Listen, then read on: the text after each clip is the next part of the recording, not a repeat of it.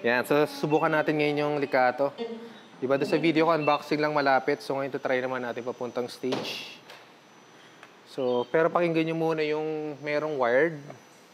So, tutugtog muna ang ating... Yan, naka-wired. Yan. So maganda naman pag naka-wired, walang delay. Try natin itong Likato sa kanya.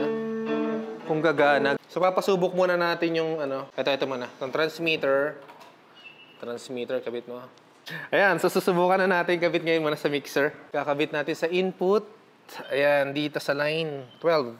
On ako, naka-on. On mo muna. Masunurin yung ating lead eh. Ayan, so magi-green. Green din doon, pairing. So ayan, naka-line na siya. So, ayan. Ayan. So gamit yung ating receiver galing sa mixer. Pero ang problema natin sa lead natin, tamad ayaw tumayo. May pwede na siyang tumayo, kaya hindi siya makagalaw kasi may wired. So, yan. So, tumatayo na siya. Pero hindi nakakabit yung ating guitar effects. So, rekta lang sa ating guitar. Yan. Okay. Diba? Mukhang professional. Mukhang professional. Pero maganda pa rin yung tunog kahit hindi nakalagay sa guitar effects. Yan. So, ngayon, kabit naman natin dito sa guitar effects niya. Tanggalin na natin dito sa mixer ulit. So, pwede mo siya ngayong erekta dun sa ating guitar effects. Cute na guitar effects. Yan. Pang-sosyalan na maliit lang yan. So, saan mo ilalagay yan? Output? Output din yan. So, imbis na wired gagamitin yan, re-recta na siya dyan. Ayan. Ayan. So, yan ang advantage niya. Ayan. So, pwede siyang maglakad.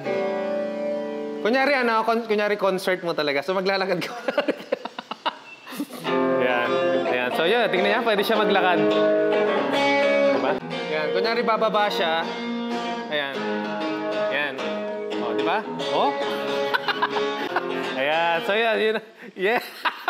Huwag paikot. So, yan. Thanks. Okay. Yan.